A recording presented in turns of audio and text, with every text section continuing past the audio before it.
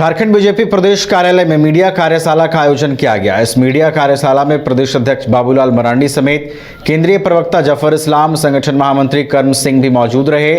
साथ ही सभी जिला के मीडिया प्रभारी और सभी मोर्चा के प्रवक्ता बैठक में शामिल हुए। इस कार्यशाला में 2024 की रणनीति सहित कई मुद्दों पर चर्चा हुई। सुप्रीम कोर्ट के वरिष्ठ अधिवक्ता अश्विनी कुमार उपाध्याय ने धनबाद IIT-ISM में आयोजित एक व्याख्यान के दौरान कहा कि भारत में जब तक शिक्षा का भारतीयकरण नहीं होता, वैदिक शिक्षा पद्धति अपनाई नहीं जाती, पूरे देश में एक जैसा पाठ्यक्रम स्थापित नहीं होता, तब तक इंडिया से भारत का सपना साकार नहीं हो सकता। अभी देश में अलग अलग जगह पर अलग अलग शिक्षा पद्धति है। ऐसे में बच्चे बगैर कोचिंग संस्थान के बड़े प्रतियोगी परीक्षाओं को क्रैक नहीं कर पाते। जब देश भर में एक समान शिक्षा पद्धति और एक ही पाठ्यक्रम पर पढ़ाई होगी और शिक्षा का पूर्ण भारतीयकरण होगा, तभी देश 2047 तक विकसित राष्ट्र की श्रेणी में आ पाएगा।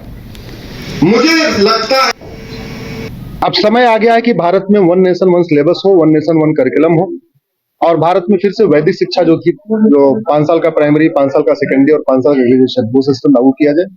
अलग अलग सिलेबस CBSE अलग पढ़ा रहा है, ICSE अलग पढ़ा रहा है, यूपी बोर्ड अलग पढ़ा रहा है, बिहार बोर्ड अलग पढ़ा रहा है। इसकी वजह से बिना कोचिंग के बच्चे न इंजीनियर बन पा रहे हैं, न डॉक्टर बन पा रहे हैं, न क्लैट क्वालिफाई कर रहे हैं।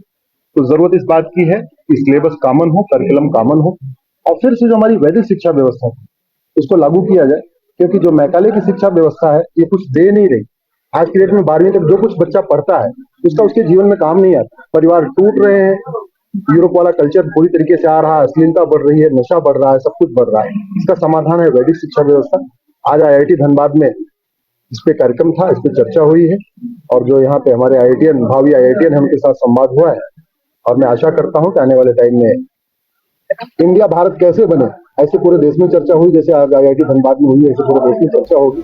अब सब जमशेदपुर विंटर कार्निवाल का रंगारंग आगाज हो चुका है। शाम 6 बजे टाटा स्टील के वाइस प्रेसिडेंट चाणक्य चौधरी और टाटा स्टील UCIL के प्रबंध निदेशक ऋतुराज सिन्हा ने कलाकारों के साथ भांगड़ा कर 3 दिवसीय मनोरंजन इवेंट की शुरुआत बिष्टुपुर स्थित गोपाल मैदान में की। इसके लिए Tata steel utilities and infrastructure services limited की ओर से चमचमाती लाइटों से विशाल मंच तैयार किया गया था, जिसमें जमशेदपुर कार्निवल के पहले कार्यक्रम में कलर्स ऑफ इंडिया की झलक दिखी। झारखंड नागपुरी गाने में कलाकारों ने नागपुरी नृत्य प्रस्तुत किया। वहीं महाराष्ट्र का लावनी नृत्य, गुजरात का गरबा, उड़ीसा का संबलपुरी नृत्य, राजस्थान का घूमर और पंजाब के भांगड़ा की प्रस्तुति से झारखंड ब्लास्ट नृत्य ग्रुप के स्थानीय कलाकारों ने खूब मनोरंजन किया।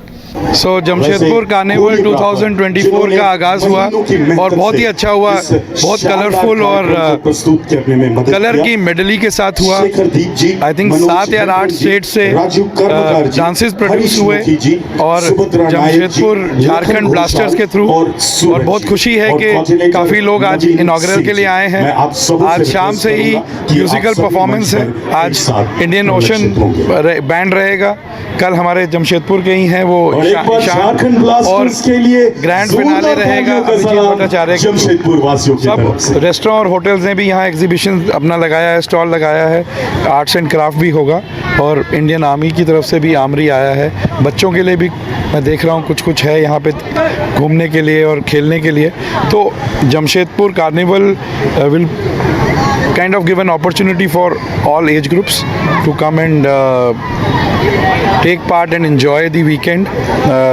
These are also the winter months, so winter months के हिसाब से